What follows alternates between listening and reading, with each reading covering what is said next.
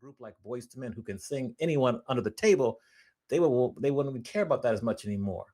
And so I think that kind of hurts the group concept. Now, I personally think, and I kind of wrote about that at the end of the book, like I think LSG, as you mentioned, had the concept 20 or 25 years before that I think people should adopt now, where it's the supergroup. You're big as a singular artist. You come together as a supergroup, create a few albums. Even Johnny Gill talked about it. Said he'd be ready to get in the studio right now with LSG because he understands the significance of them coming together and sharing their platforms. So my dream would be like you get artists like Alila James, Kehlani, Jasmine Sullivan, Victoria Monet, or even Money Long. Get them together to form a group, and they could do well. I think that's the format you're going to see, similar to LSG from 25 years ago, or Silk Sonic. They kind of mapped out the blueprint too, and it worked well. They just couldn't get along, but now they're on tour, so let's see what happens. Maybe they do a live album.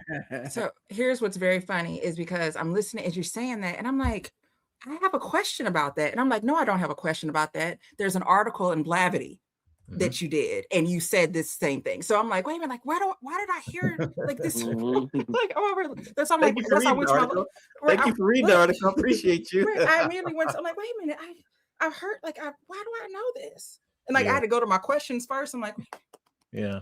But because we talked about LSG, and really we got to give them credit because they were way ahead of the curve.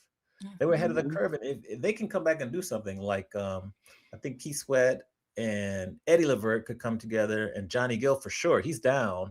So I don't want Eddie Levert yelling at me.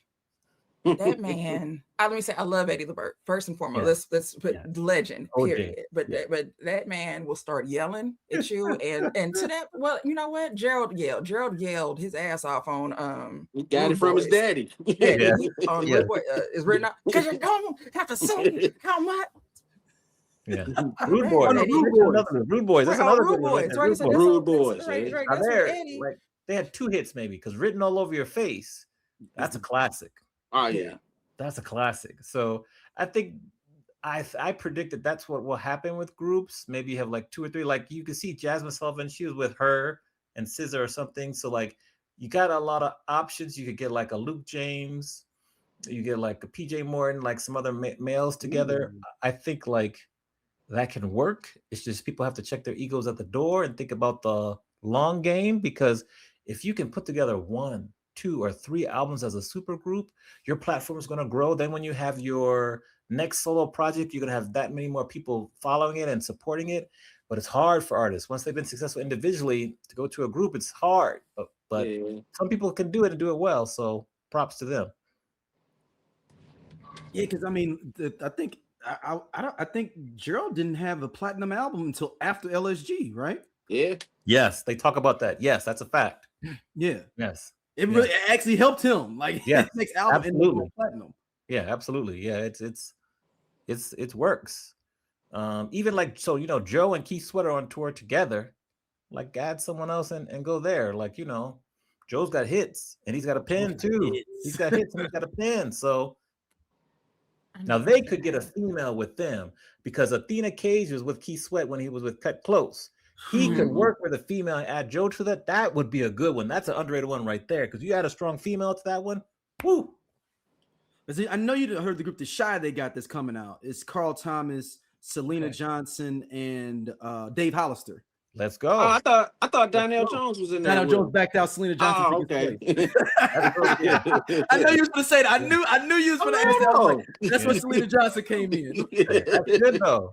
Like that would work. That works. Let's go. Let's get some singles out. Let's start to support. I think that's kind of what I predicted. That's what you're going to see. And if they have success, go on tour, make another album, go on a bigger tour. Maybe start with an amphitheater, 5,000 cap room. You have a good second album. You come down, you do arenas like Brandy and Monica. Let's go. Mm-hmm.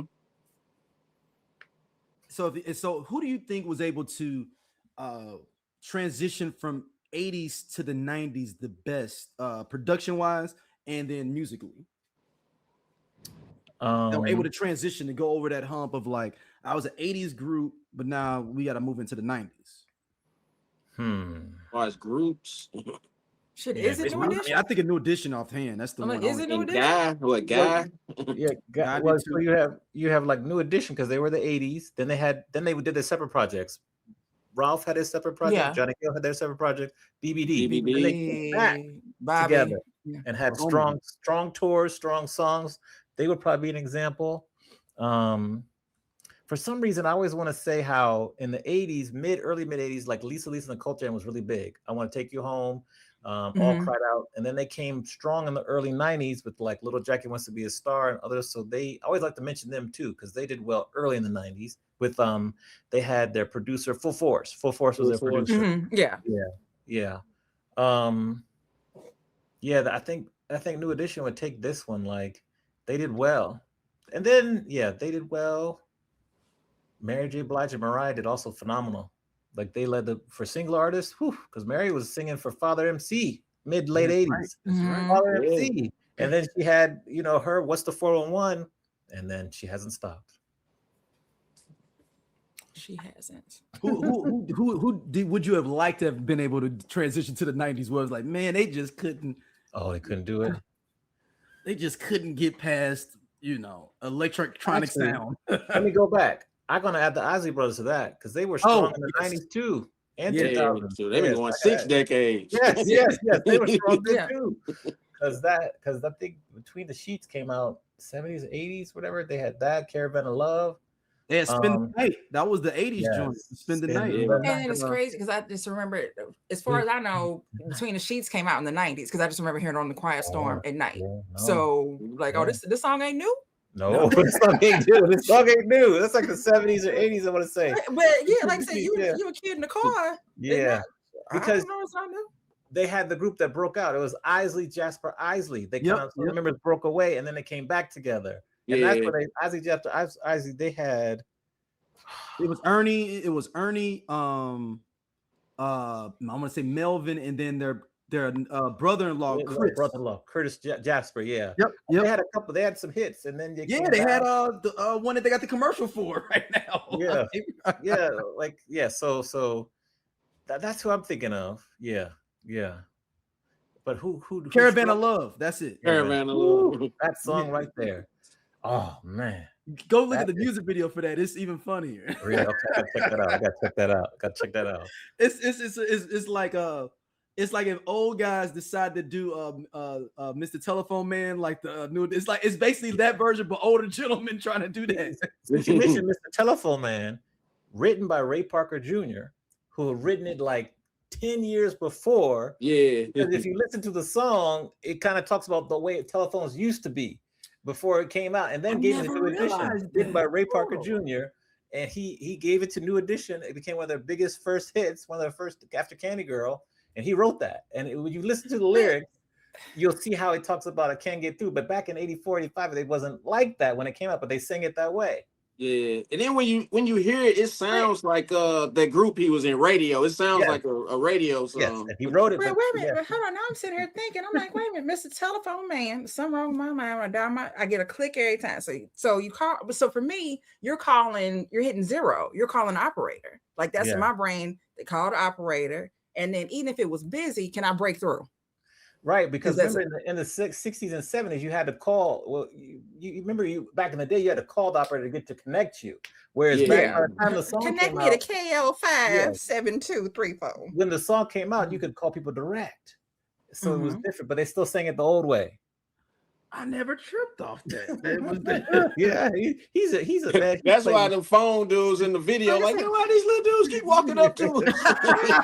Like again, so that's like I said, that's so interesting because I just took it as he's just calling, he's hitting zero and calling and being like, hey, is something wrong? Because it was the operator standing back. Oh no, mind.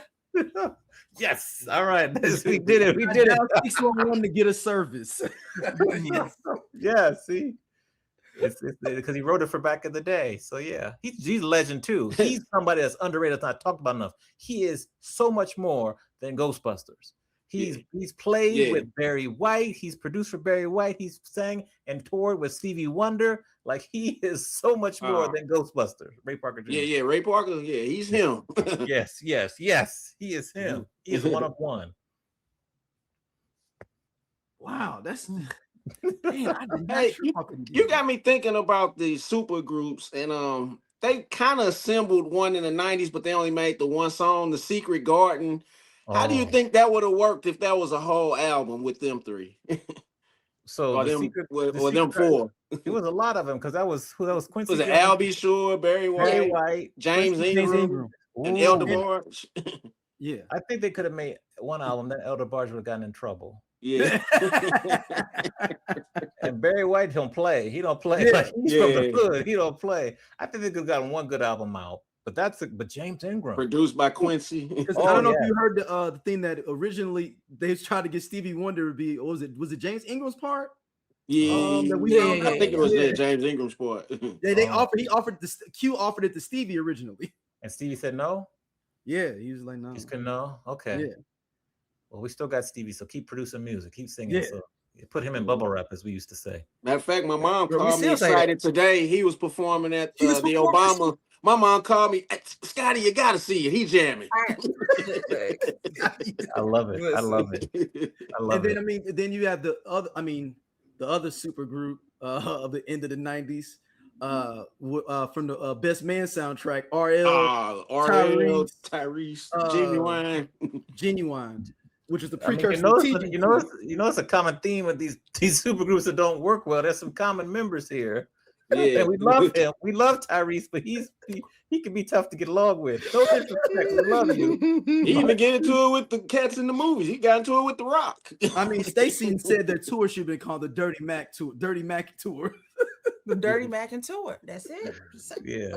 We love Tyrese though, but maybe as a singular artist singing, because remember he was singing for Coca-Cola and always Coca-Cola, right? He was on the episode of Martin where Pam was supposed to get that spinoff, and then he was singing on the bus. Yeah. And some people don't play. Hey, this cool ass Scott from the I Love 90s Music podcast. Hit that subscribe button right now. Like it. On the SOLC Network, you finna get all the real deal on the 90s, the 2000s, and the splash of that 80s. Do it right now, man, and I'll be your friend.